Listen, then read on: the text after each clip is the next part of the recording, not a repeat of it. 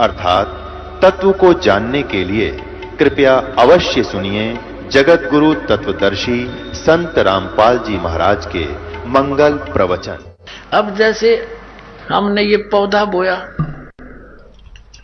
देखिएगा, ये शास्त्र अनुसार साधना हमने की, ये इसी पूजा की तो क्या होगा, ये पेड़ बड़ा होगा, फिर ये पेड़ बन जाएगा। ऐसे ये पेड़ बन गया।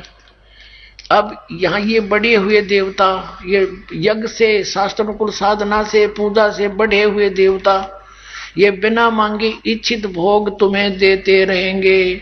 जब हम शास्त्रानुकूल साधना करेंगे, आपके भक्ति क्रम बनकर ब्रह्मा विष्णु महेश के पास आएंगे, क्योंकि यहाँ के ये कैसी रस्म दो, फिर ये बिना मांगे देंगे। लदपद हो जाएंगे ये शाखाएं, अपने आप तोड़ो और खाओ, खुद भी खर्चो, औरों को भी खिलाओ। अब देखना, फिर एक सेकंड आपको दिखाते हैं। यही गीता, श्रीमद् भगवत गीता, यही 3रा अध्याय हम पढ़ रहे हैं। अब 10वां है कि प्रजापति ब्रह्मा ने कल्प की आदि में यज्ञ सहित प्रजाओं को रचकर उनसे कहा था कि तुम लोग यज्ञ के द्वारा यानी शास्त्रानुकूल साधना से वृद्धि को प्राप्त हो, अपने शुभ कर्मों को बढ़ाओ, और यह यज्ञ तुम लोगों को इच्छित भोग प्रदान करने वाले हों। ये 5 यज्ञ होती हैं जो दास आपको बताएगी। 11वें में कहा कि इस यज्ञ के द्वारा देवताओं को उन्नत करो, यानी मूल की पूजा करोगे जड़ की, तब वो देवता रजगुण ब्रह्मा सतगुण विष्णु तमगुण शिव जी रूपी शाखा उन्नत होंगे। वे देवता तुमको उन्नत करें, फिर वो तुम्हें फल देंगे। इस प्रकार निस्वार्थ भाव से एक दूसरे को उन्नत करते हुए तुम लोग परम कल्याण को प्राप्त हो जाओगे। 12वें में कहा है यज्ञ के द्वारा बढ़ाए हुए देवता। अब यज्ञ से क्यों कर बढ़ाए हमने, ये आपको बता दिया कि संसार रूपी वृक्ष की, संसार रूपी वृक्ष की यानी पौधा समझो, उस पौधे को पेड़ बनाने के लिए हमने मूल की पूजा की, परम अक्षर ब्रह्म की साधना की, और उसकी पूजा में ये सारा ही प्रोसेस आता है। जैसे आपको बताया कि जैसे हमने आम खाना है, उसके लिए मजदूरी करनी है, चाहे टोकरी मिट्टी डालनी पड़ो, कितने ईंट भी उठा कर डालनी पड़े, कितने वो मसाला भी सिर पे ढोना पड़े, कस्सी से भी कार्य करना पड़े। ये सारा ही मिला करके आम प्राप्त करने का प्रोसेस है। तो ये सारी ही जो साधना मजदूरी है, ये उस परम पिता परमात्मा के पाने की है। तो हम मूल की पूजा कर रहे हैं, उसके लिए ये सब साधनाएं कर रहे हैं, तो फिर ये शास्त्र अनुकूल साधनाएं हैं।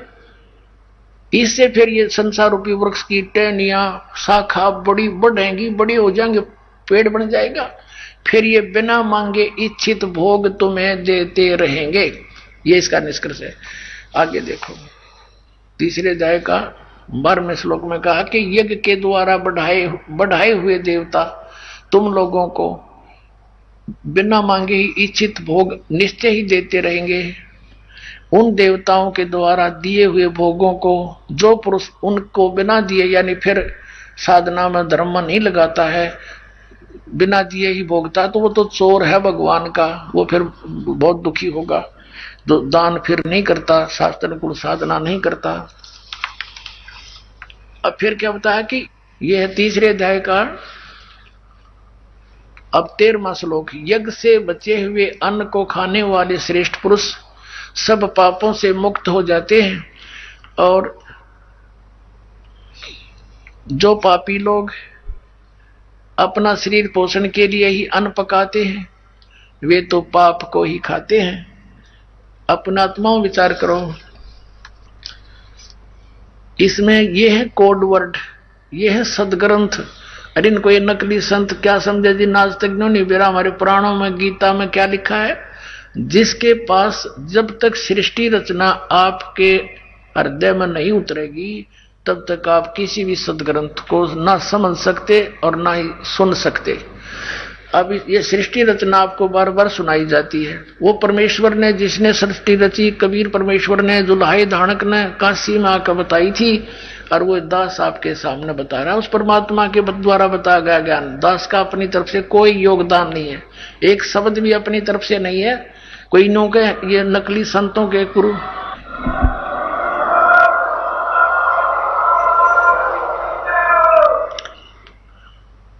अब जैसे ये है शास्त्रानुकूल साधना, और इसमें आप यहां देख रहे हो 500 यज्ञ कराई जाती है आपसे। एक यज्ञ है धर्म की, और दूसरी यज्ञ है ध्यान, तीसरी यज्ञ हवन की, चौथी यज्ञ प्रणाम, और पांचवी यज्ञ ज्ञान की है।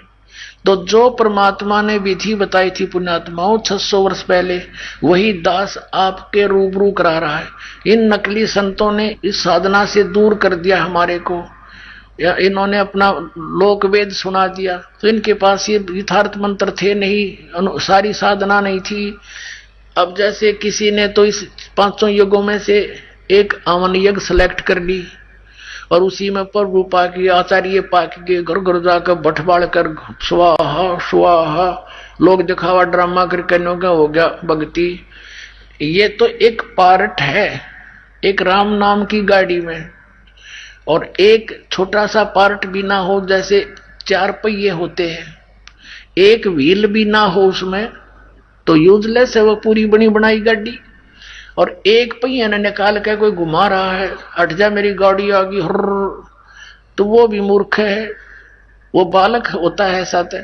तो ये कोई तो एक हवन यज्ञ करे है, कोई केवल किधर जाकर भंडारे करवा देता है, कोई कितना छोटी मोटी कथा वाचन कर देता है। तो ये तो इस प्रकार कोई तो स्टीयरिंग काट के ले जाए कि यह गाड़ी, और कोई एक पहिया निकाले फिर इन्हों को यह कार होगी हैं। तो ये सब पार्ट है उसके, और पार्ट भी ये डुप्लीकेट ले रहे हैं, हमारे पास जेन्युइन पार्ट है सारे। अब राम नाम की गाड़ी बना कर आपको दे दी, और देखियो सतलोक जाकर छोड़ेगी।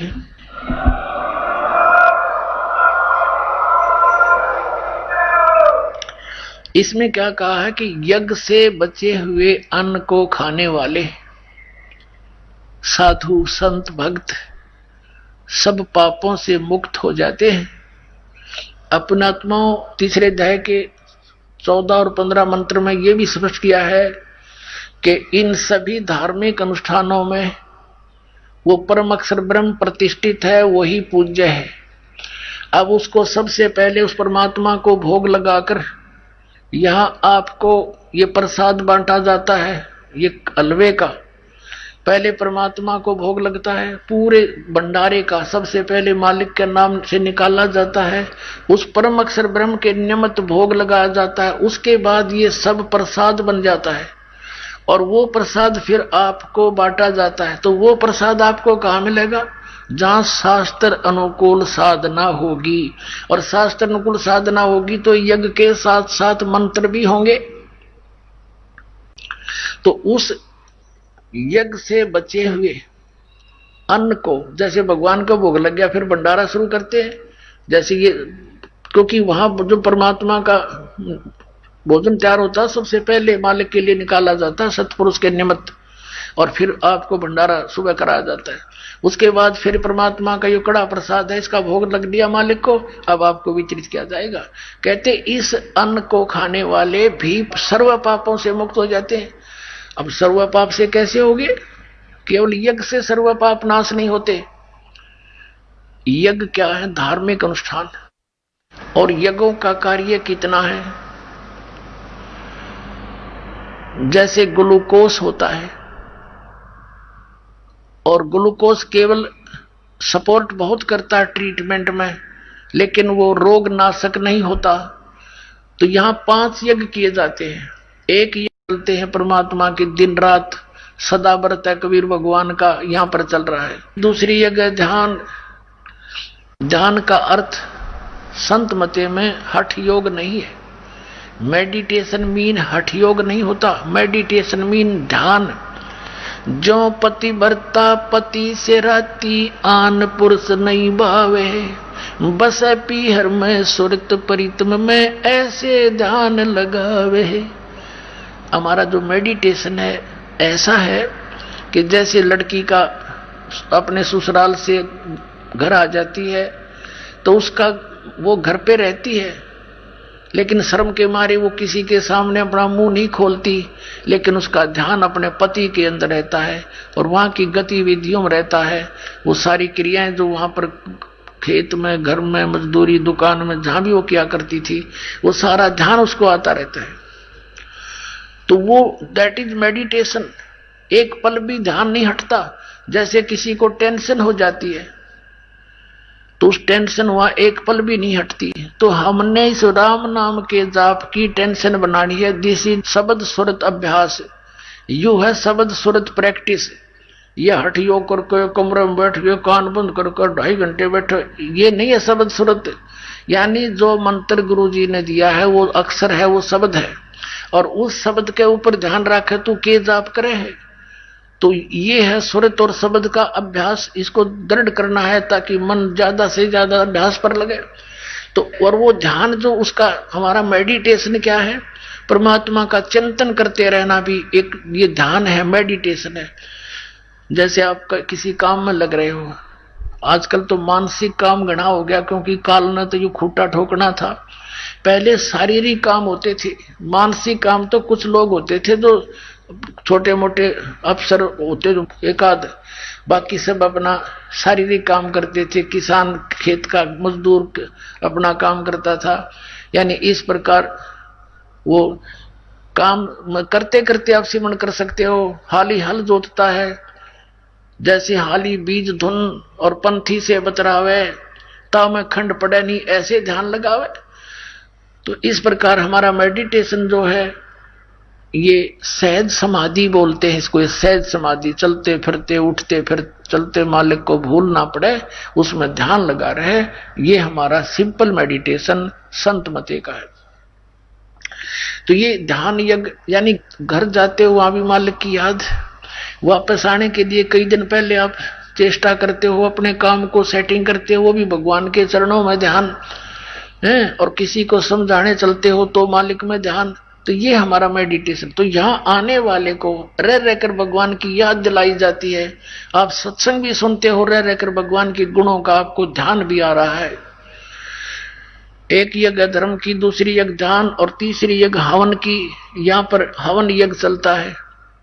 जितने भी पाठ होते हैं वो, और साथ में अन्य कुछ ज्योति जलाई जाती है, उतनी ही ज्योतियां। यहाँ पर लगभग 5-6 क्विंटल, कई बार कम भी हो जाते हैं, ज्यादा भी हो जाते हैं, इतना क्विंटल गाय और भैंस के देसी घी का हवन होता है 15वें दिन।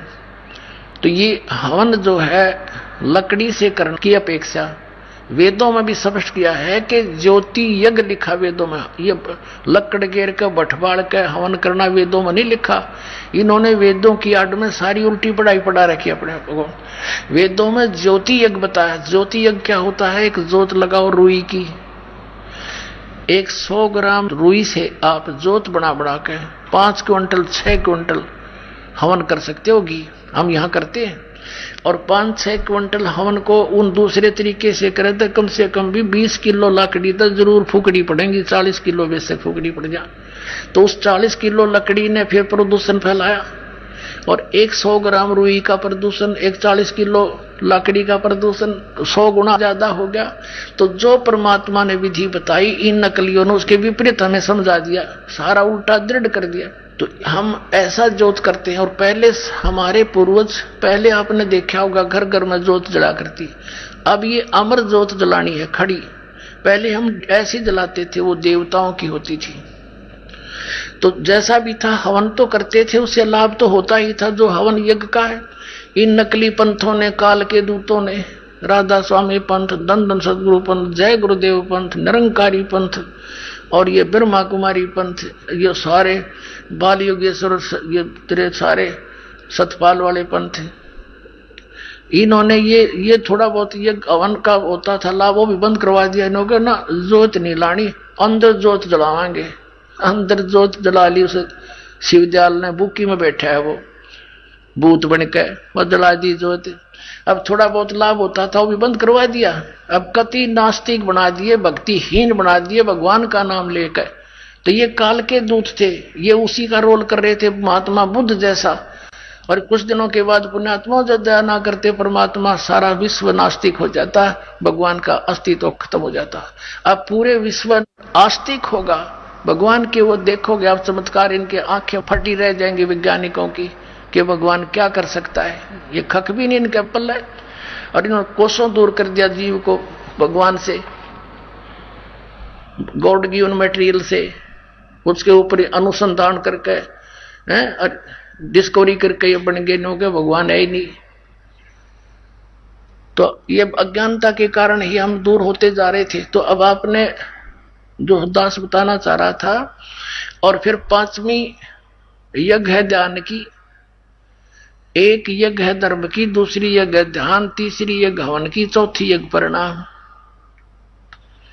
संत मते में दंडवत प्रणाम है, राधा स्वामी में राधा स्वामी ऊपर न उठ की तरह मुंह करके धन धन सतगुरु तेरा ही आसरा। अरे नमन होना चाहिए, दंडवत प्रणाम होनी चाहिए।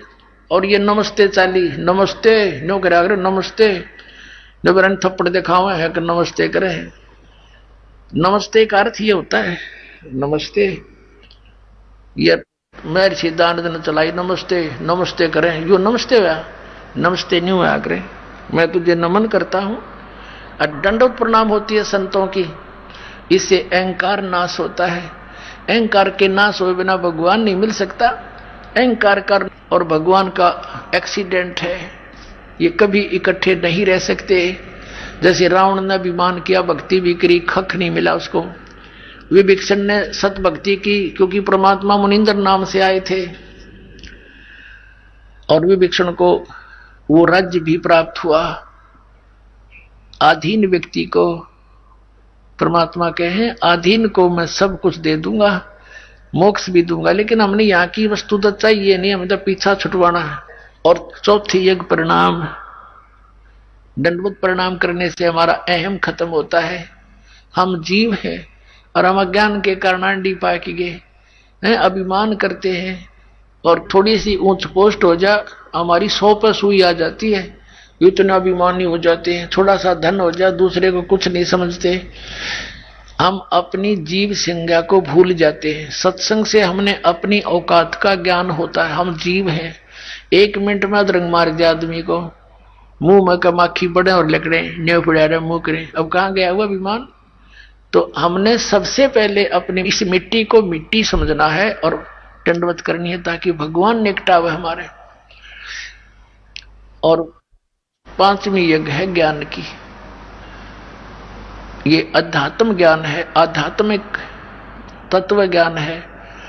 इसकी जानकारी से आपको पता चलता है कौन सी साधना करनी चाहिए, कौन सी ना करनी चाहिए। अब जैसे अध्यात्म ज्ञान से हमें ज्ञान होगा, जैसे गीता जी अध्याय नंबर 4 के श्लोक नंबर 34 में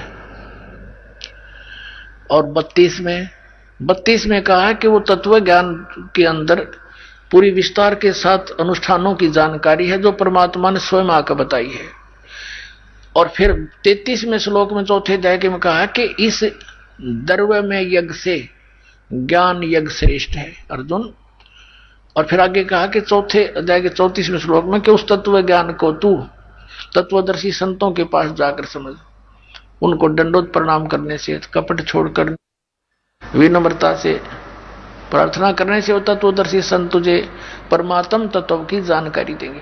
तो चौथे अध्याय के 33वें श्लोक में कहा कि ज्ञान यज्ञ उस द्रव्य में यज्ञ से श्रेष्ठ है।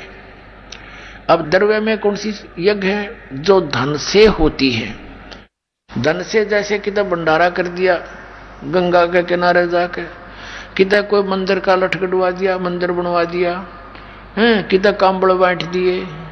कहते हैं ठीक है, जैसे तुम करते हो उसका फल तो सबको मिले ही मिलेगा, जो भी कोई बुरा या अच्छा जैसा भी कर रहा है, ये तो नियम है। लेकिन ये यूजलेस है, क्योंकि शास्त्र विधि को त्याग कर जो मनमाना आचरण करते हो व्यर्थ है। तो ज्ञान यज्ञ श्रेष्ठ है कि पहले ज्ञान सुने। अब अंधाधुंध किधर मंदिर बनवा दिया, किधर भंडारे कर दिए, किधर कांबड़ बांट दिए, इसकी बजाय पहले ज्ञान समझ और फिर तत्व ज्ञान की रोशनी में शास्त्रों को दान धर्म कर। गुरु बिन माला फेरते, गुरु बिन देते दान, गुरु बिन दोनों निष्फल हैं, चाहे पूछो वेद पुराण। गुरु के बिना कोई भी दान आप करते हो व्यर्थ है। अपने आत्माओं, यहां पर पहले एक कंसेप्ट क्लियर करते हैं कि जैसे यज्ञ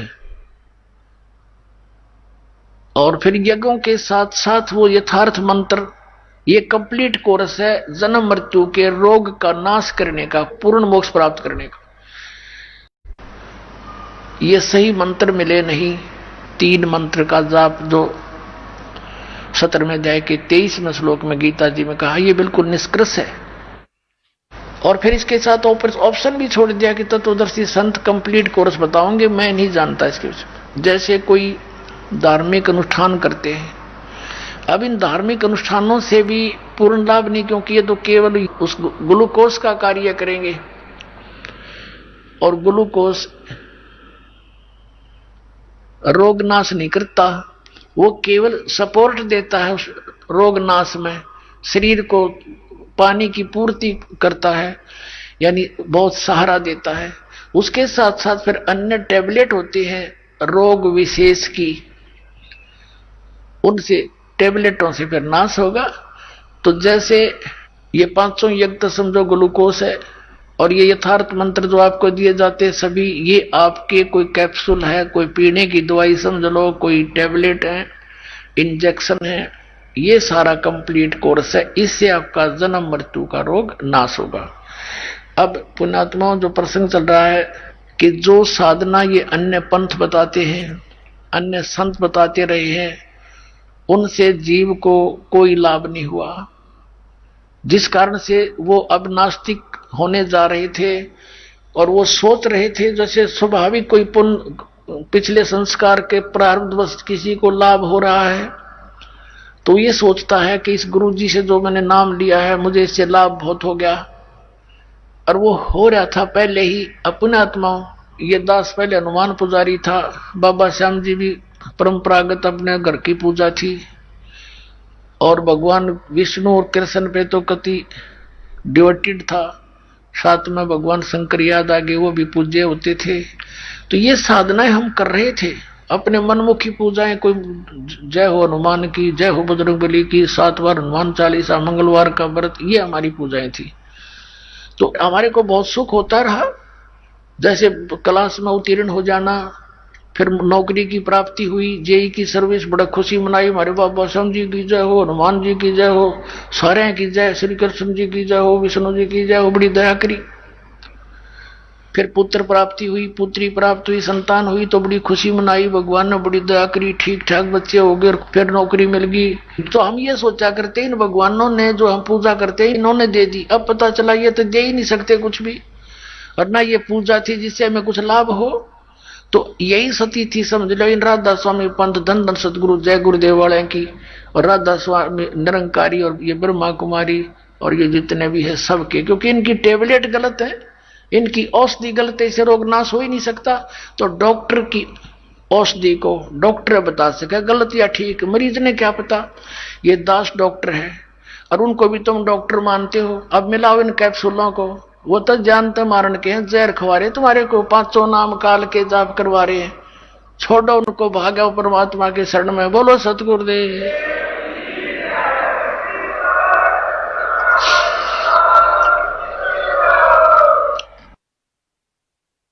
परम पिता परमात्मा पूर्ण ब्रह्म सर्व सृष्टि रचनहार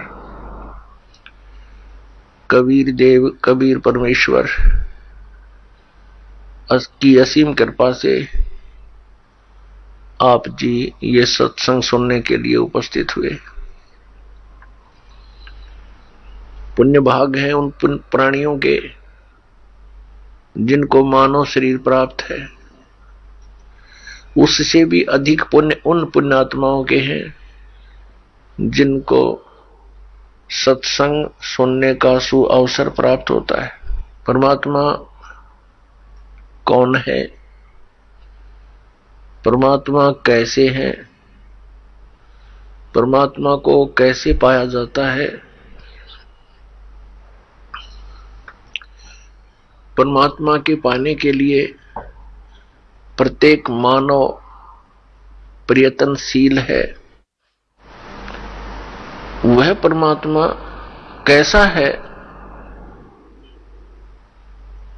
उसके अंदर ऐसी क्या विशेषता है जिसकी हम खोज कर रहे हैं। परमात्मा के अंदर ऐसी क्या विशेषता है, क्या खासियत है जिसको खोजने के लिए हमने बहुत सारे तरीके भी अपनाए हैं। अधिकतर व्यक्ति तो संसारिक सुविधाओं को बटोरने में ही सारा जीवन लगे रहते हैं, उन्हीं को उत्तम मानकर चिपके हैं। और कुछ एक पुण्यात्माओं ने राज तक को त्याग दिया। राजा को सर्व भौतिक सुविधाएं उपलब्ध होती हैं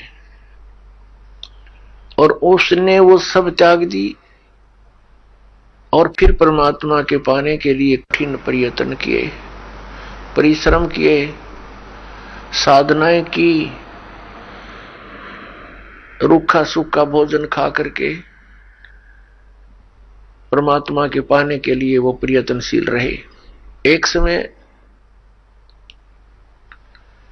एक सिमली नाम की लड़की थी और वो किसी गुरु से उपदेशी थी, आस्था भगवान में गणी थी। और प्रारंभ से ही ये ऐसा रहा है कि जगत और भगत का आपस में मतभेद बना रहा और जिस कारण से भक्तों को बहुत कठिन यातनाएं सहन करनी पड़ी। संसार की रीतियां, सांसारिक जो परंपराएं हैं, वो यहां इस काल के जाल में रहने के लिए व्यवस्थित है, एक व्यवस्था है। और जो लोग परमात्मा से परिचित नहीं है वो इसी में, इन्हीं में व्यवस्थित है। उस लड़की की बहुत आस्था थी। नगर के बाहर एक साधु का आश्रम था। वो लड़की उस महात्मा को आहार करा के आती थी, उनकी सेवा भी करती थी और शाम के समय अपने घर आ जाती थी। कुल के लोगों ने, परिजनों ने बहुत कुछ प्रतिबंध लगाए लेकिन लड़की नहीं मानी। उस सिमली का एक भाई था, मंसूर नाम था उसका। उसको अन्य व्यक्तियों ने कहा कि आपकी बहन शाम के समय और गैर टाइम को वक्त जाती है संत के आश्रम में। देख ले भाई, इज्जत का सवाल है और पूरे नगर में चर्चा चलती है अपनी बहन को बनाकर। अब मंसूर ने सोचा भी पहले ये देख तो लूं, वास्तव में वहां उस आश्रम में ऐसा क्या है। इस दृष्टिकोण से जब उसकी बहन शाम के समय प्रतिदिन जाती थी साधु का भोजन लेकर, जिस दिन घरवाले भोजन नहीं देते थे तो वैसे जाती थी, उनकी सेवा कराती थी, कोई कपड़े धोआती थी, कुछ देर उनकी चरण दबा देती थी। अब मंसूर ने, भाई ने सोचा कि सीधा संत से बोलना अच्छा नहीं होता। साधु संत बड़े सहनशील होते हैं और सिद्धि युक्त होते हैं। अपराध के विषय में कुछ उठपटांग कहना हानिकारक हो सकता है। उसने क्या किया कि आश्रम के बाहर खड़ा हो गया और जैसी भी कच्ची पक्की कोई द्वार थी उसके अंदर कोई सुराख था। उस सुराख से वो देखने लगा, छोटा सा आश्रम था, को 100 गज का होगा, गणित करना 150 गज का, और उसमें एक झोंपड़ी डली हुई थी। संत जी बाहर बैठे थे, गर्मियों के दिन थे, चंद्रमा की रोशनी थी। तो उसने देखा कि लड़की ने जाके भोजन कराया महात्मा को, फिर बर्तन साफ किए, एक दो कपड़ा धोआ, फिर महाराज जी के चरणों को दबाने लगी, सेवा करने लगी।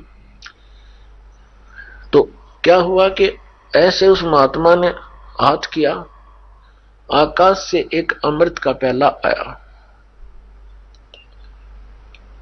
संत ने पिया, आधा उस बेटी को दिया। संत ने कहा कि बेटी, इसमें से थोड़ा सा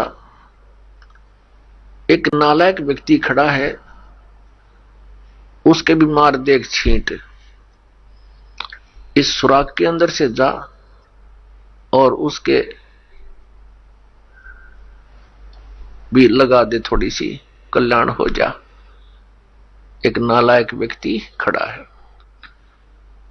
आदेश पालन करना था, उस सुराख में से ऐसे कर दिया, उसने नहीं देखा कौन है कैसे है। तो उसके भी जीभ पर वो थोड़ा सा अमृत की छींट लगी। एकदम उसके हृदय में एक विशेष प्रेरणा हुई कि मैं बहुत पापी हूं, मैं नीच हूं, और ऐसे पाक साफ महापुरुष के विषय में मेरे मन में दोष आया। रोता हुआ आश्रम के अंदर प्रवेश हुआ और कहा, महाराज मुझ पापी का भी उद्धार हो सकता है। मैंने आपके बारे में बहुत गलत सोचा। उस संत ने कहा, बेटा जब तक बोध नहीं होता, ज्ञान नहीं होता, तब तक प्राणी के ऐसे अपराध अक्षमा करने योग्य होते हैं। और बेटा कोई जानबूझ कर करोगे, दीक्षा उपदेश लेने के बाद आपके मन में ऐसा संत के गुरु के प्रति दोष आता है, तो फिर आप पाप के भागी भारी बन जाओगे। काफी देर सत्संग सुनाया। प्रतिदिन वो भक्त अपनी बहन के साथ दिल्ली आने लग गया। खूब सत्संग सुना, दोनों बहन भाई मिलकर सेवा करते थे। फिर क्या हुआ कि उसके हृदय में एक ऐसी प्रेरणा हुई, अनल हक। उस संत ने उसको एक मंत्र दे दिया, अनल हक, कि इसका जाप किया कर। अपने आत्माओं, पिछले पुण्यकर्मी प्राणी ही परमात्मा की खोज में लगते हैं, उनको ही इतना शीघ्र इन बातों का असर होता है, संत के वचनों का। तो महान पुण्यात्माओं में से एक था मंसूर, और संत की कृपा से उसके पिछले पुण्य शटाट हो जाते हैं, उदय हो जाते हैं, और वो प्रेरित होकर के वो भक्ति प्रारंभ कर देता है। जैसे एक फॉर एग्जाम्पल, जैसे कोई कटोरी में घी डाल रखा है, उसमें एक ज्योति भी रखी है, और वो ज्योति जला रखी थी, बुझ गई, घी भी है उसके अंदर, बनी बनाई बाती भी उपलब्ध है। एक सीख लगाने की आवश्यकता है, वो जग जाएगी। तो जितने भी पुण्यकर्मी प्राणी हैं, जो भी साधु संत महापुरुषों के प्रवचन सुनते हैं, किसी भी संत के, चाहे उसने भक्ति मार्ग का कति ज्ञान नहीं, लेकिन भगवान की महिमा तो वो भी सुना ही देते हैं। तो उससे क्या होता है कि वह ज्योत जग जाती है। अब वह ज्योत तक जगगी, जब तक पूर्व जन्म का उसके अंदर घी है, यानी पुण्य है, तो वो जगेगी, प्रेरणा बनी रहेगी भगवान के पाने की। यदि आगे उसमें विधि घी उसके पास नहीं है डालने के लिए, तो वो ज्योति भी जल जाएगी और घी भी समाप्त हो जाएगा, और सारा कटोरा व कटोरी काली हो जाएगी। तो पुण्यात्मा उस अनल हक मंत्र के गुरु जी ने दे दिया, जो मंत्र देना था उसको। अनल हक का अर्थ होता है अहम ब्रह्मास्मि, मैं ही ब्रह्म हूं, मैं ही परमात्मा हूं, अनल हक। हालांकि ये कोई मंत्र वंत्र नहीं था, लेकिन उस मंसूर के अंदर वो पूर्व जन्म का घी और ज्योति रह रही थी, वह जगेगी। अब उस मंत्र से भविष्य में तो कोई लाभ उसको होना नहीं था, क्योंकि वो चार्जर ठीक नहीं था। पूर्व जन्म की बैटरी से उसमें इतना प्रभाव था, इतने पुण्यों से, कि उसने अनल हक कहना शुरू कर दिया कि मैं ही परमात्मा हूं। अब भोली आत्माओं, पुण्यात्माओं को जैसा भी गुरु ज्ञान देता है, वो तो दृढ़ होते हैं। गुरु जी ने 2 दूना 6 कह दिया तो वो 6 ही बोलते रहेंगे। घर वाला कहेगा, कोई उसको बताना चाहेगा, वो नहीं मानेगा, कहता नहीं मेरे गुरु जी ने ऐसे ही बोला। तो अबोध बच्चे ऐसे ही होते हैं। इस बात का ज्ञान पूरे मुसलमान धर्म में हुआ, क्योंकि वो मुसलमान धर्म से संबंधित था, और मुसलमान धर्म ये मानता है कि जीव ब्रह्म नहीं हो सकता। वैसे तो जीव ब्रह्म हो ही नहीं सकता, ये तो अंडरस्टूड है। जीव तो ब्रह्म है ही नहीं, ब्रह्म अलग है, जीव अलग है। ब्रह्म मीन भगवान, जो जीव का भी उत्पत्ति करता है। लेकिन मुसलमान धर्म ये मानते हैं कि पृथ्वी पर परमात्मा नहीं आ सकता। वह तो सातवें आसमान में रहता है, सातवें स्वर्ग में। और कोई ये कहता है कि पृथ्वी पर परमात्मा है, वो दंड का अधिकारी है, वो भ्रमित कर रहा है, मुसलमान धर्म के विधान को बिगाड़ रहा है। इस कारण से मंसूर को बहुत बार समझाया, राजा तक बात गई, बहुत कुछ कहा, लेकिन नहीं माना, अनलहक करता रहा। उसको कहा कि तू ऐसा मत बोल। अब साधु को तो कोई बोल नहीं सके था कि वो क्या मंत्र दे रहा है, लेकिन पब्लिक के अंदर जब बात आ जाती है तो वो अपना पूरा जोर शोर से विरोध करते हैं। अब क्या हुआ कि वो नहीं माना तो उसको चौराहे पर खड़ा कर दिया, बांध दिया उसको चौराहे पर। और फिर क्या कहा कि या तो तू अनलहक कहना छोड़ दे, नहीं तो तेरे पत्थर मारेंगे। उसने फिर कहा अनलहक, क्योंकि वो तो मदमस्त हो गया था, अलमस्त हो गया था। ऐसी स्थिति पूर्वजन्मों के पुण्यों से होती है, और भविष्य की भक्ति नहीं होती है तो वो नष्ट हो जाता है उस जीवन, ऐसी पुण्यात्मा का।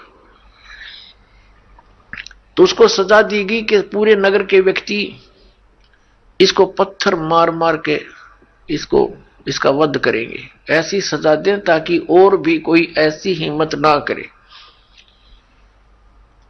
तो सभी लाइन में आ रहे थे और पत्थर मार रहे थे, तू पापी है, पत्थर मार रहे थे, निकल जाते थे। अब उसकी बहन सिमली का भी नंबर आ गया। जब और पत्थर लगा रहे थे वो हंस रहा था, अनलहक अनलहक हंस रहा था। और जब उसकी बहन सिमली का नंबर आया, वो भी लाइन में खड़ी थी। तो बहन ने सोचा पत्थर तो मैं नहीं मारूंगी, लेकिन लोक लाज में आके उसने फूल उठा लिया कि मैं फूल मार आऊंगी इसके। यहां ये लोग भी ना मेरा विरोध करेंगे और भाई का चोट भी ना लगेगी। उसने फूल मारा, फूल मारते ही वो रोने लग गया, बहुत बुरी तरह रोने लगा। तब सिमली ने कहा कि भाई, लोग तेरे पत्थर मार रहे थे, उनके पत्थरों से नहीं रो रहा था, और तू मेरे फूलते रोने लग गया।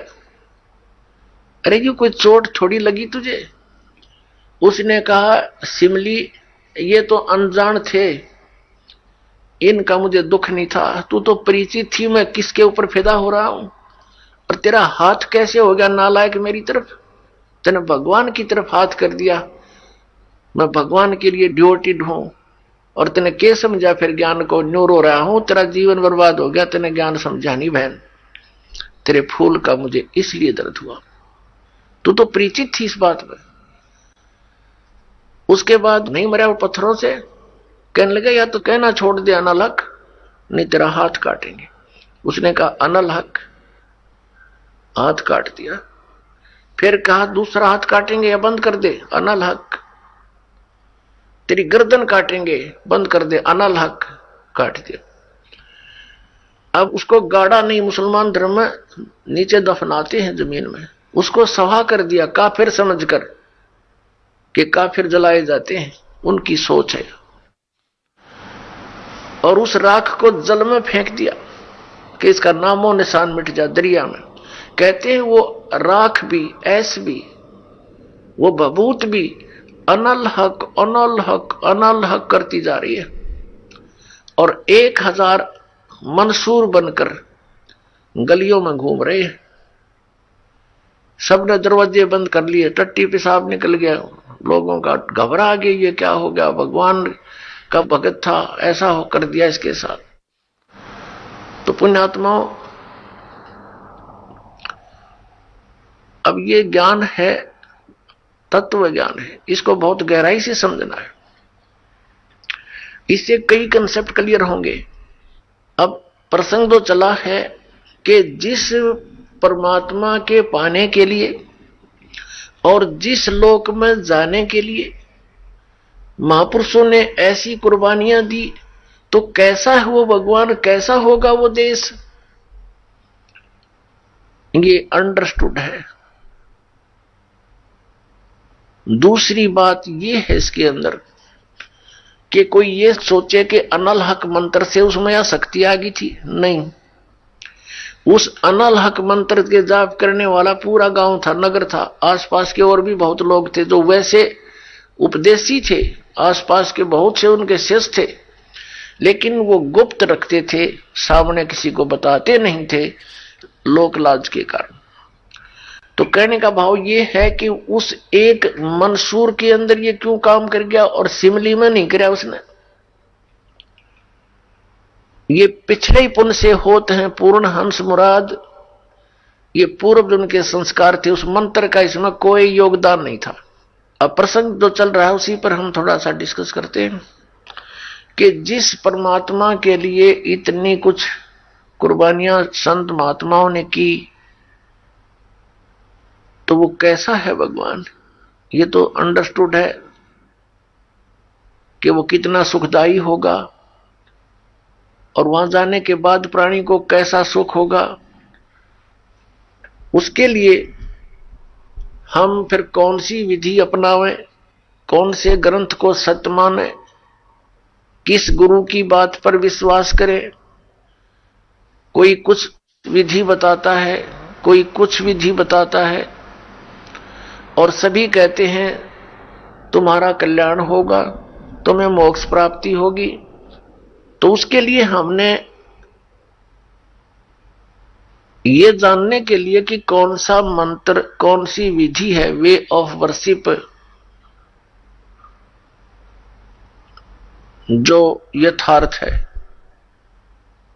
अब जो भी संत कोई मंत्र देता है तो उसके उपासक उसको यही मान लेते हैं कि यही सही है।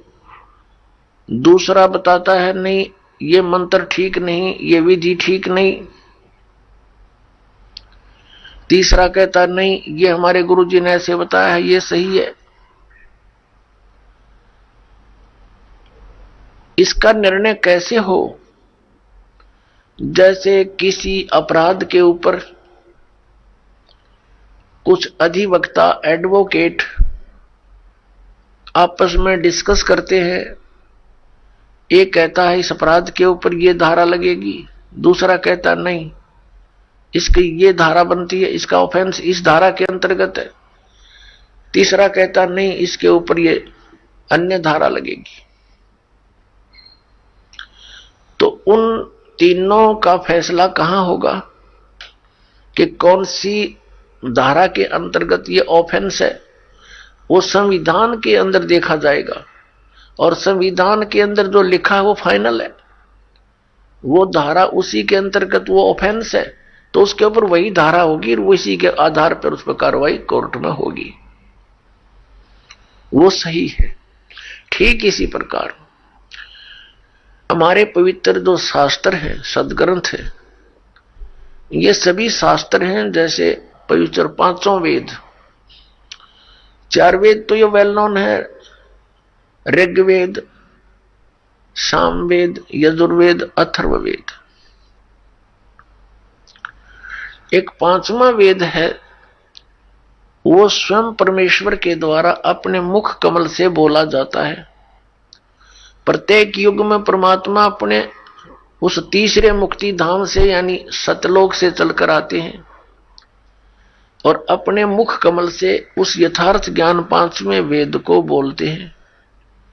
वो लिपिबद्ध कर लिया जाता है, वो पांचवा वेद होता है, वो कबीर वाणी है, वो परमेश्वर के मुख कमल से निकली सच्चिदानंद घन ब्रह्म की वाणी है। गीता जी अध्याय नंबर 4 के श्लोक नंबर 32 में गीता ज्ञानदाता कहता है कि अर्जुन, जो विधि साधनाएं आपने गीता अध्याय नंबर 25 के श्लोक 31 तक सुनी, कोई कैसी साधना करता है, कोई हठ योग करता है, कोई स्वाध्याय ही करता रहता है, कोई अन्य देवताओं की पूजा करता है, कोई कठिन घोर तप करता है, कोई अहिंसावादी है जैसे मुख पर पट्टी बांध कर नंगे पैरों घूमना, कोई केवल योग अभ्यास हठ योग करके समाधिस्थ होने की चेष्टा करता है, कोई प्राण अपान की क्रियाएं करता रहता है, कोई श्वासों को बाहर निकलते अंदर जाते देखता रहता है। इस प्रकार से सभी साधक अपनी अपनी साधनाओं को वो पाप नाश करने वाली जानते हैं, मोक्षदायक मानते हैं। यदि वो इनको गलत मान ले तो इनको छोड़ दे, क्योंकि भिन्न भिन्न साधनाएं और सभी कर रहे हैं और पाना एक परमात्मा को, तो ऐसा कभी नहीं हो सकता। उस परमात्मा के पाने की एक ही विधि है जो हमारे सदग्रंथों में विद्यमान है। तो उसके बाद बताया है कि ये सभी इस प्रकार के यज्ञ यानी धार्मिक अनुष्ठानों की जानकारी विस्तार के साथ ये चौथे अध्याय के 32वें श्लोक में श्रीमद् भगवत गीता जी में लिखा है कि धार्मिक यज्ञों की जानकारी, यज्ञ माने धार्मिक अनुष्ठानों की जानकारी सच्चिदानंद घन ब्रह्म यानी ब्रह्मणे मुखे सच्चिदानंद घन ब्रह्म की वाणी में विस्तार के साथ कही गई है। और उसको जानने के उपरांत फिर तू सभी कर्म बंधन से मुक्त हो जाएगा। चौथे अध्याय के 34वें श्लोक में कहा कि वो तत्व ज्ञान जो परमात्मा ने अपने मुख कमल से बोला है वो तत्व ज्ञान है। उस तत्व ज्ञान को तू तत्वदर्शी संतों के पास जाकर समझ। वो तत्वदर्शी संत तुझे उस परमात्म तत्व का ज्ञान कराएंगे। इससे एक तो ये सिद्ध हो गया कि गीता ज्ञानदाता कंप्लीट नॉलेज, स्पिरिचुअल नॉलेज नहीं रखता। उसने ऑप्शन छोड़ दिया कि वो यथार्थ ज्ञान उस परमात्म तत्व का 18वें अध्याय के 62वें श्लोक में गीता ज्ञानदाता जिस अन्य परमात्मा की शरण में जाने को कह रहा है उसकी जानकारी कहते उस तत्वदर्शी संतों के पास जाकर समझ, वो बतावेंगे। गीता ज्ञानदाता नहीं जानता। तो वहां क्या बताया है कि वो सच्चिदानंद घन ब्रह्म की वाणी वो सूक्ष्म वेद है। यहां गीतानुवादकर्ताओं ने चौथे अध्याय के 32वें श्लोक में अनर्थ कर दिया। ब्रह्मणे मुखे एक शब्द है इसके अंदर मूल पाठ में, उन्होंने इसका अर्थ गलत कर दिया, वेद की वाणी लिख दिया। नहीं, वेद ज्ञान तो गीता ज्ञानदाता बोल ही रहा है। जिनको तुम वेद मानते हो, चारों वेदों का एक सारांश है ये श्रीमद् भगवत गीता। कोड वर्डों में है, अधिकतर संक्षेप में है। तो वो तो बोल ही रहा है, वो खुद कह रहा है कि 5वां जो वेद है उसके अंदर वो लिपिबद्ध है, वो तत्व ज्ञान है। उसको तत्वदर्शी संतों के पास जाकर समझ और फिर जैसा वो बताएं ऐसे कर।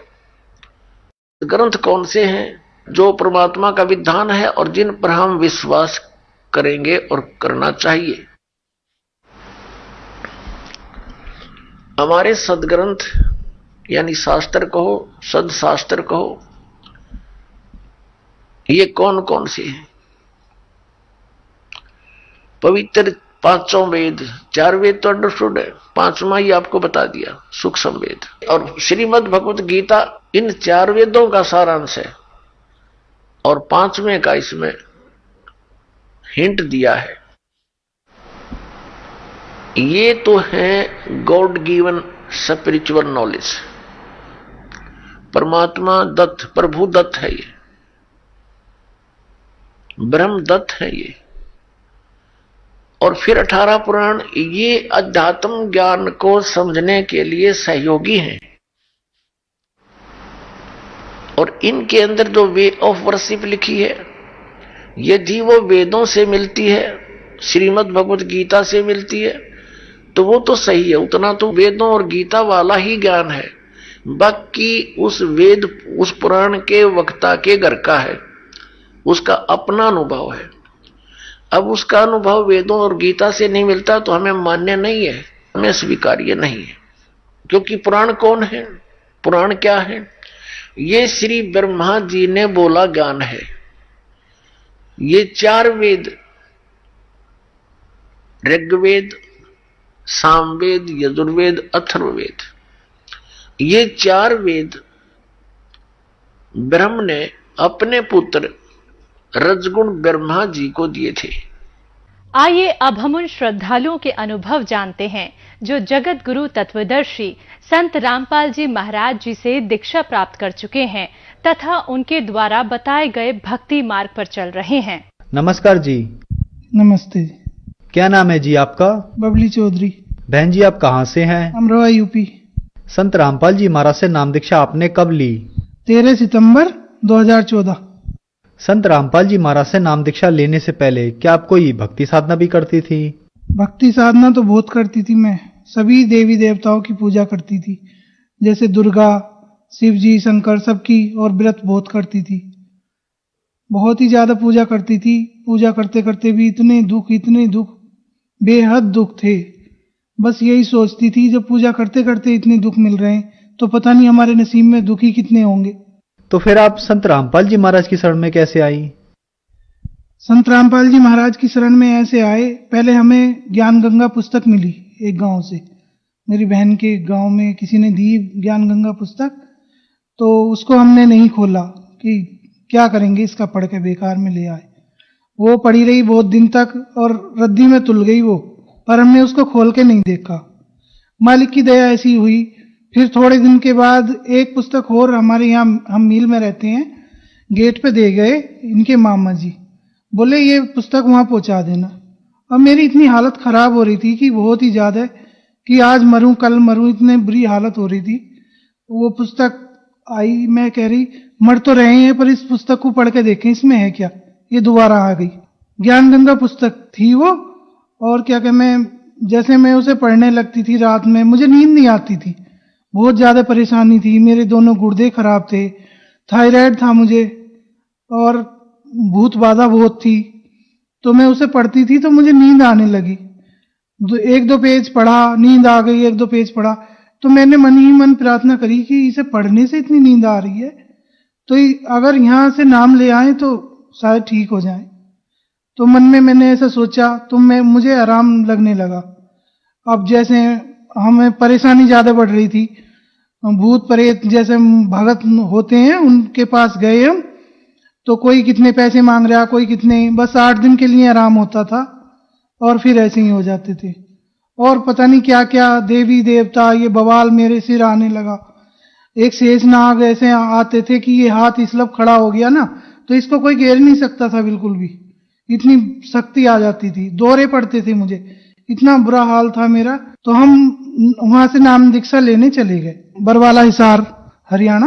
तो हम वहां चले गए, नाम दीक्षा ली हमने वहां जाएंगे संत रामपाल जी महाराज से। संत रामपाल जी महाराज से नाम दीक्षा लेने के बाद क्या आपको कुछ लाभ भी प्राप्त हुए? हाँ, लाभ तो बहुत ज्यादा लाभ हुए।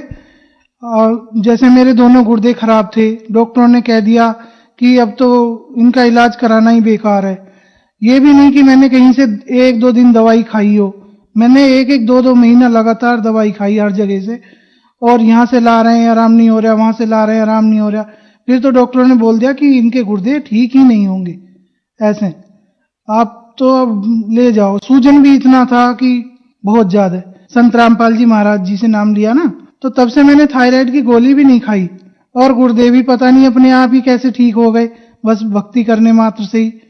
और पता नहीं कितने सुख परमात्मा ने कितने सुख दिए हैं, क्या बताऊं मैं, मुझे तो पता भी नहीं कितने सुख दे दिए। भूत प्रेत बाधा इतनी थी, बहुत ज्यादा दौरे पड़ते थे और शेषनाग आ रहा, कहीं कुछ आ रहा, ऐसे बहुत ज्यादा परेशानी होती थी शरीर में। जिस टाइम वो आता था आंखें लाल बिल्कुल, और बस नाम लिया है पता नहीं कहाँ चले गए सब। उस दिन से कोई भी भूत प्रेत बाधा नहीं है बिल्कुल भी। और क्या लाभ बताऊं मैं, बस मालिक ने बहुत ही ज्यादा लाभ दे रखे। घर में किसी भी चीज की तंगी होती है तो बिल्कुल थोड़ी सी बस परमात्मा के आगे, संत रामपाल जी महाराज के आगे प्रार्थना करते हैं और वो सब काम अपने आप ही हो जाते हैं।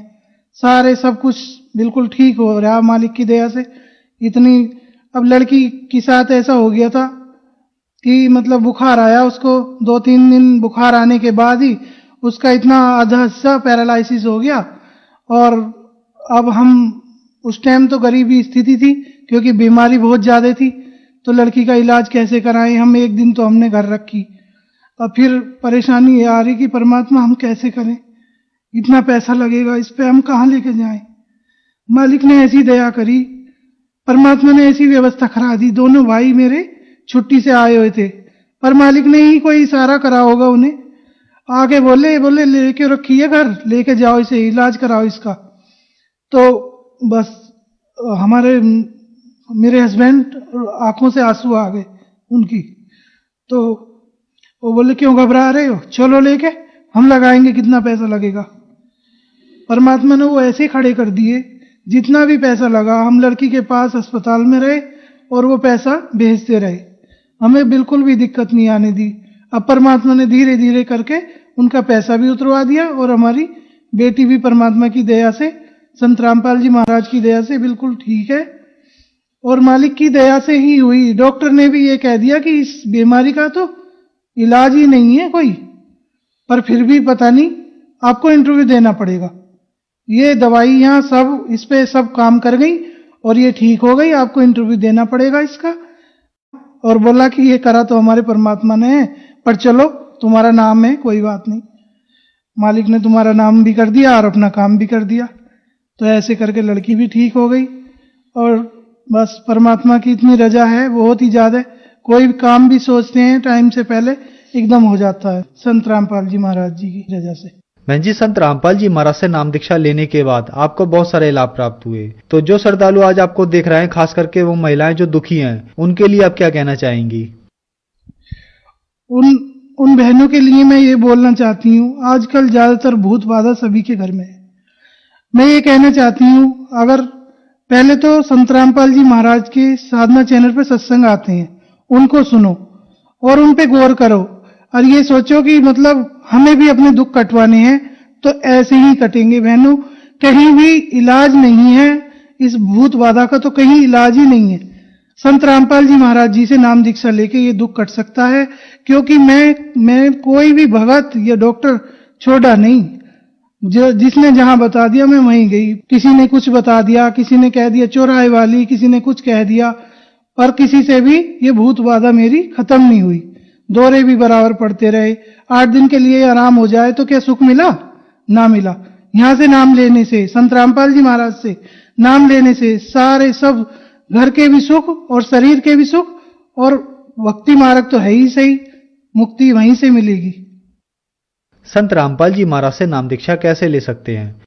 चैनल पर सत्संग आता है, उस पर पीली पट्टी आती है, उस पर फोन नंबर्स आते हैं, उन पे फोन करके पता करो कि कहाँ नामदान सेंटर बताएंगे वो आसपास आपके, और वहां से नाम दीक्षा लो और अपना कल्याण कराओ।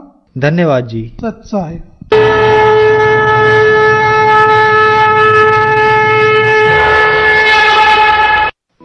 आप सुन रहे थे जगत गुरु तत्वदर्शी संत रामपाल जी महाराज के मंगल प्रवचन। अधिक जानकारी के लिए संपर्क करें 8222 880 541 8